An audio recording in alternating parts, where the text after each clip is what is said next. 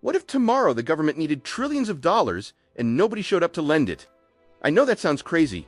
I know it sounds like something out of a movie. But stick with me for a second, because this is already happening in places you wouldn't expect. And the people who saw it coming didn't warn you on the news. They quietly moved their money. Here's the thing most people don't know. The government doesn't just run on your taxes, not even close. Every single year, the federal government spends way more than it collects. And to cover that gap, it borrows, it sells, something called government bonds. Basically, IOUs to investors, banks, foreign countries, pension funds, and those buyers show up, hand over their money, and trust that they'll get paid back later with interest. That's the deal. That's always been the deal. But what happens when the buyers start looking at that deal and walking away? What happens when the people who used to line up to lend money to the government decide they'd rather put it somewhere else? Or worse, what happens when they decide they don't trust the borrower anymore? That's not a hypothetical. That's a question that keeps some very serious people up at night, and it should keep you up too. Not because you own bonds, you probably don't, but because what happens next hits your mortgage, your job, your grocery bill, your retirement. If this is your first time here and you want to understand how money, power, and government actually work, not the textbook version, the real version, hit subscribe right now, because this channel is exactly that. Now let me show you what the domino looks like when it starts to fall. When the government can't find enough buyers for its debt, the first thing that happens is simple. It has to offer more. Think of it like a garage sale. If nobody's stopping to look at your stuff, you start dropping the price. But with government debt, it works in reverse. To attract buyers, the government has to promise to pay more interest, higher returns. Better deal for the lender. Sounds fine, right? Except that interest rate doesn't stay contained. It spreads like a crack in a windshield. Because here's how it works in the real world. When government borrowing rates go up, every other interest rate follows. The banks look at what the government is paying, and they adjust everything else accordingly. Mortgage rates go up, car loan rates go up, credit card rates go up, business loan rates go up. Overnight, borrowing money gets expensive for everybody. And that's when regular people start feeling it. The family that was 6 months away from buying their first home suddenly can't qualify for the loan anymore. The payment went up $400 a month, and it just doesn't work. They keep renting. The small business owner who needed a line of credit to get through a slow season can't get it at a rate that makes sense. So he doesn't hire that extra person he was planning to bring on. He cuts hours instead. The couple who refinanced their house 2 years ago at a great rate watches their neighbors try to sell, and nobody's buying. The market freezes, values drop, and it keeps going. Companies that were planning to expand pull back. Projects get shelved, orders get canceled. The people who make things, ship things, sell things, they start getting calls from HR, layoffs, first the small ones that don't make the news, then the bigger ones that do. And when people start losing jobs, or when they're just scared they might, they stop spending. They hold on to what they have. Restaurants get quieter, malls get emptier. Car dealerships start offering deals that would have seemed impossible a year ago because nobody's walking in. The whole economy starts to slow down. Not because of some crisis on Wall Street that feels far away, but because of a chain reaction that started with one simple problem. The government needed money and had to pay too much to get it. This isn't theory. This is math. This is cause and effect. And every single link in that chain lands somewhere in your life. This isn't happening on Wall Street. It's happening at your kitchen table, in your mortgage payment, in your boss's decision about whether to keep your position, in the price of everything you buy, and we haven't even gotten to the scary part yet. Because the domino effect I just described, that's just the beginning. That's just what happens in the first few weeks.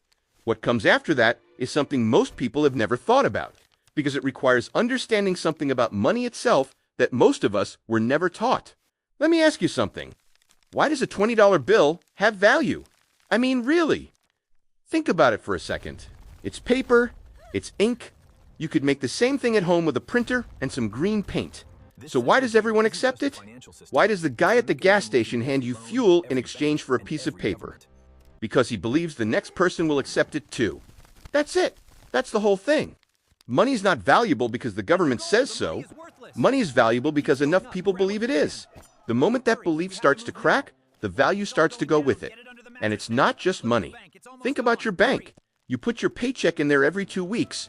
You trust it'll be there when you need it. But the bank doesn't actually keep all your money sitting in a vault with your name on it. They lend most of it out to other people, to businesses, to whoever needs it. They keep just enough on hand to cover what they think people will withdraw on any given day. That works perfectly, until people stop believing it works. The moment enough people get scared and run to pull their money out at the same time, the bank can't cover it. That's a bank run. And bank runs have wiped out the savings of millions of ordinary people throughout history. Not because the bank was doing something wrong, but because the trust collapsed. Same thing with government bonds. A bond is just a promise. The government says, lend us money today, and we'll pay you back later with interest. People buy that promise because they believe the government will keep it. The moment they stop believing, they stop buying. And when they stop buying, everything we just talked about in the last few minutes starts happening. All of it, at once. Here's what I want you to really sit with. The entire financial system, every bank, every loan, every dollar in your wallet, every government in the world, it all runs on one thing. Not gold, not oil, not military power. Trust. Just trust. And trust is the most fragile thing in the world. You can spend decades building it and lose it in an afternoon. When trust in money starts to slip, prices go up. Because people would rather hold something real, food, land, gold, anything, than hold paper that might be worth less tomorrow than it is today. When trust in banks starts to slip, people pull their money out and hide it, which makes the banks weaker, which makes more people pull their money out. When trust in government debt starts to slip, interest rates explode, which makes everything more expensive, which puts more pressure on the government, which makes people trust it even less. You see the loop? It feeds itself, and once it starts moving in the wrong direction, it is very hard to stop. Now you might be sitting there thinking, okay, but that can't really happen here. Not in America, not with the dollar. We're too big, too powerful, too important to the world economy. And I get that. I used to think the same thing. But let me tell you what governments actually do when they get backed into a corner. Because history is very clear on this, and it is not comforting. Because raising taxes means taking more money out of the pockets of people who are already struggling. It means businesses have less to invest, it means the economy slows down even more. And it means the politicians who voted for it start losing elections fast. So most governments look at option 1 and they flinch. Option 2, cut spending, stop writing checks you can't afford, trim the budget. Live within your means like the rest of us have to. Also sounds reasonable until you look at what gets cut. Social Security, Medicare, military, infrastructure, education, every single program has millions of people who depend on it, who vote, who call their congressmen, who show up angry at town halls. Cutting spending is political poison, and politicians know it, so they look at option 2 and they flinch too. That leaves option 3, print money. Just create it, electronically, out of nothing. Tell the central bank to buy the debt that nobody else wants to buy. Flood the system with new dollars. Cover the gap without raising taxes on anyone, without cutting a single program, without a single angry phone call to a congressman. Nobody sees it coming. Nobody votes against it. It doesn't show up as a line item that journalists can point to. It just happens quietly in the background, while everyone is looking somewhere else. And here's the thing that should make your stomach drop. Every government in history that has faced this choice backed into a corner. Out of options, running out of buyers, has eventually picked option 3. Every single one. Not because they were evil, not always. Anyway, but because it's the only option that doesn't cost you the next election. It's the only option where the pain is delayed, where you kick the can down the road far enough that someone else has to deal with it. But the pain doesn't disappear. It just changes form. Let me tell you about a woman named Hedwig. She lived in Germany in the early 1920s. Her husband had worked his whole life in a factory. They weren't rich, but they were careful. They saved for years. They had enough money in the bank to buy a house outright, enough to retire comfortably, a whole life's worth of discipline and sacrifice sitting in an account with their name on it. Then the German government, buried in war debt, unable to borrow, out of options, started printing money. At first it wasn't obvious.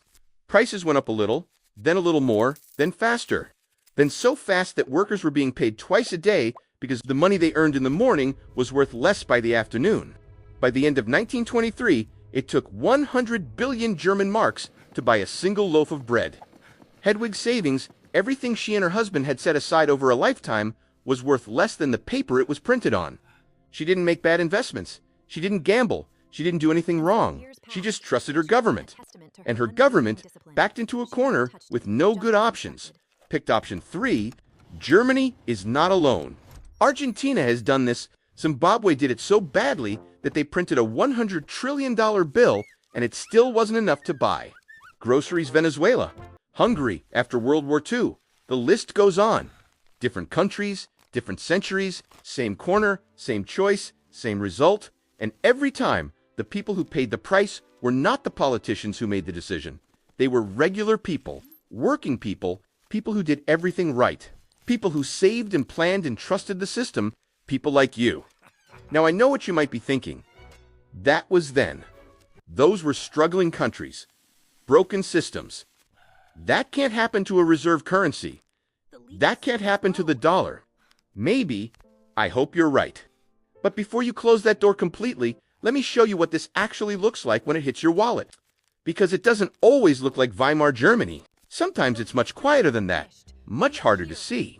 And that's exactly what makes it so dangerous. Nobody's going to knock on your door and ask for more money. That's not how this works. There's no new tax form, no letter from the IRS, no politician standing at a podium saying, "Hey, we need to take a little more from you this year to cover what we spent." It doesn't happen like that. It happens at the grocery store. On a Tuesday afternoon, when you grab the same cereal you've been buying for 15 years and you notice the box is smaller and the price is higher, and you stand there for a second thinking, did that always cost that much? And then you put it in your cart anyway because you need it and you move on. That's it. That's the tax. Right there in that moment. Nobody took anything from you directly. They just made every dollar you have worth a little less. And when every dollar is worth a little less, everything costs a little more. And when everything costs a little more, every paycheck stretches a little less far. You're paying, you just don't get a receipt. Think about your paycheck. Let's say you make $50,000 a year. Same as last year. Same as the year before. Your boss didn't cut your pay.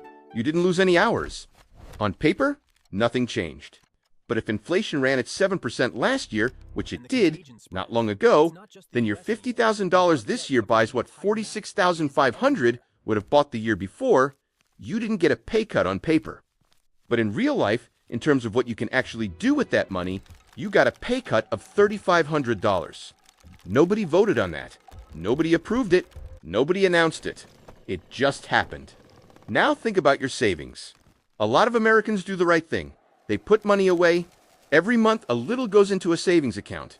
Maybe it earns 1% interest. Maybe 2%. They feel responsible. They feel like they're being smart, planning ahead. But if inflation is running higher than that interest rate, and for most of the last few years it has been, then every single month your savings account is losing ground. The number on the screen goes up a tiny bit from the interest, but what that number can actually buy goes down. You're running on a treadmill, working hard just to fall behind, and retirement. This one is the one that really keeps people up at night when they finally understand it. You spend 30 years contributing to a 401k. You do what they told you to do. You don't touch it. You let it grow. And by the time you're ready to retire, you've got a number in that account that looks pretty good, maybe really good. But that number is in future dollars. And future dollars, if governments keep making the choices we just talked about, are going to be worth less than today's dollars. Maybe a lot less. The number stays the same, but the world it has to live in gets more expensive every year. Your retirement doesn't disappear overnight. It just quietly shrinks year after year, in a way that's almost impossible to see until it's too late to do much about it. This is the invisible tax. And what makes it truly cruel, what makes it different from every other kind of tax, is that it hits the people who did everything right the hardest. The person who spent everything, borrowed everything, lived paycheck to paycheck. Inflation actually helps them in some ways. Their debts are in old dollars. They pay them back in cheaper new ones. But the person who saved, who was careful, who sacrificed today so tomorrow would be better, that person watches the value of everything they set aside slowly leak away. Like air out of a tire, so slow you don't notice it until one day you realize something is very wrong. They didn't take money out of your wallet, they just made your wallet worth less. Same result. And here's what I need you to understand. This isn't ancient history. This isn't something that only happens in other countries. This is happening right now. In this economy. In your grocery store. In your gas station. In your electric bill. And the reason it's going to keep happening, the reason the pressure keeps building, comes down to a set of numbers that nobody in Washington wants to talk about out loud. Because when you see where things actually stand right now, the question stops being whether this is a problem. The question becomes how much worse it's going to get before anyone does anything about it. Let me give you one number. Just one. And I want you to actually sit with it for a second before we move on. The United States government is currently carrying more than $34 trillion in debt. 34 trillion? I know that number is so big it stops meaning anything. So let me put it a different way. If you started counting to 34 trillion, one number per second, no breaks, no sleep, no stopping, it would take you over 1,000,000 years to finish. That's not a metaphor, that's the math. And here's the part that matters even more than the size of the number. It's not staying still, it's growing. Every single day. The government spends more than it takes in every year and has for a very long time. And every year, that gap has to be filled with more borrowing, more debt, more IOUs, more promises to pay later. Right now, the United States borrows roughly $6 billion every single day just to keep the lights on. $6 billion every day, 7 days a week. That's not paying off old debt. That's just covering the difference between what comes in and what goes out. Most Americans will earn somewhere between $1 and $3 million over the course of their entire working lives if they're lucky. The government borrows more than that every few seconds. Let that land. And it's not just the United States. This is everywhere. Japan is carrying debt more than twice the size of its entire economy. The United Kingdom, France, Italy, Canada, every major developed country on earth is running the same playbook. Spend more than you have. Borrow the difference. Promise to deal with it later. Later keeps getting pushed further away. Now add one more layer to this. The population in almost every wealthy country is getting older. The baby boomers, the largest generation in American history, are retiring right now. Every single day, 10,000 more Americans turn 65 every day. And those retirees need Social Security. They need Medicare. They need the programs they paid into their whole lives and were promised would be there. But the number of workers supporting each retiree keeps shrinking. 50 years ago, there were multiple workers for every person collecting benefits. Today, that ratio is much smaller, and it keeps getting worse. More people taking out, fewer people putting in. A system that was designed for a very different demographic reality trying to survive in this one. And the politicians who would have to make the hard choices to fix it raise the retirement age. Cut benefits, increase contributions. Those politicians look at the polls, and they look at the voters, and do the same thing every generation before them has done. They wait, they borrow, they print, they kick it down the road, because the road keeps going until it doesn't. Here's what makes right now different from any other moment in history. We have never, not once in recorded human history, had this much debt across this many countries at the same time. Every major economy on Earth is running deficits. Every major central bank has spent the last 15 years printing money and keeping interest rates artificially low to keep the whole thing from tipping over. And it worked for a while. But then inflation came back. And to fight inflation, interest rates had to go up. And when interest rates go up, the cost of carrying all that debt goes up too. The United States now spends more on interest payments for its debt than it spends on the entire defense budget. More than it spends on Medicare. Interest just the cost of owing what it owes. And that number is going up, not down. The buyers who used to show up reliably, foreign governments, central banks, institutional investors, they're showing up less. China used to be one of the biggest buyers of American debt. They've been selling it off for years now. Japan, which owns enormous amounts of U.S. treasuries, is under its own financial pressure. The world is slowly, quietly, asking the same question. Who's going to buy all this debt? And the answer to that question, the real answer, the honest one, is the thing that should make every person who works for a living, who saves for retirement, who pays a mortgage, who buys groceries, it's the thing that should make all of us pay very close attention to what comes next. Because what comes next isn't written yet. But history gives us a pretty clear picture of how these stories tend to end. I want to be straight with you. I'm not here to tell you the world is ending. I'm not here to sell you gold coins or a bunker or a newsletter that costs $200 a month. I don't have a magic answer for what happens next. Nobody does. But I do think you deserve to hear the honest version of where things stand. Not the version that gets softened for a press conference. Not the version that gets filtered through someone who needs you to stay calm so you keep spending and borrowing and trusting the system without asking too many questions. The honest version, here it is. For the last several decades, the way governments have dealt with too much debt is by making the money worth less. Slowly, quietly, in ways that are hard to see until you look back and realize your dollar doesn't go as far as it used to. Your savings don't stretch as far as you planned. Your retirement looks a little different than the picture you had in your head 20 years ago. That's not an accident. That's a policy. An invisible one. One that nobody voted for directly, but one that keeps getting chosen because the alternatives are harder to sell to voters. And right now, with debt at record levels, with interest costs spiraling, with the pool of willing buyers getting smaller, with an aging population putting more pressure on systems that were already stretched, the pressure to keep choosing that same option is higher than it has ever been. That doesn't mean collapse is coming tomorrow. It doesn't mean the dollar is going to zero next year. It doesn't mean you should panic, but it does mean you should pay attention. Real attention, not the kind where you read a headline and move on. The kind where you actually understand what's happening and why. The kind where you make decisions with your eyes open instead of finding out 10 years from now that the ground shifted under your feet while you weren't looking. Because here's the thing about inflation, about currency debasement, about the slow erosion of purchasing power. It doesn't announce itself. It doesn't send a warning. It just shows up one day in your grocery bill, in your rent, in the feeling that you're working just as hard as you ever did, but somehow falling behind anyway. And by the time most people realize what happened, most of the damage is already done. The people who came out okay in every one of those historical moments we talked about, Weimar, Germany, Argentina, Zimbabwe, they weren't the ones who panicked at the last second. They were the ones who understood what was coming early enough to adjust, to make different choices. To put themselves in a position where the invisible tax hit them less hard than it hit everyone else. I'm not telling you what those choices are. That's not what this video is about. And honestly, the right answer looks different for every person depending on where you are in life. But I am telling you this, understanding what's happening is the first step. And most people never even get there. They're too busy, too distracted, too trusting that someone smarter is handling it. Maybe someone is. I genuinely hope so.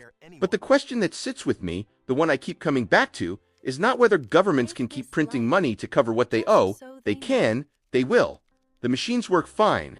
The real question is, how long ordinary people, people like you and me, people who work and save and plan and try to do right by their families, how long will we keep believing that the paper in our wallets means what it says it means? Because the moment enough people ask that question out loud, all at once, the answer changes. And nobody gets to vote on when that moment arrives. If this video made you think, if it made you see something you hadn't seen before, drop a comment below and tell me what hit you hardest. And if you think someone in your life needs to hear this, share it with them. Not to scare them, just so they know. Hit the like button if this was worth your time. It genuinely helps more people find this channel. And right there on your screen, there's another video you need to watch next. It picks up exactly where this one left off. The story isn't finished, not even close. Go watch it. I'll see you there.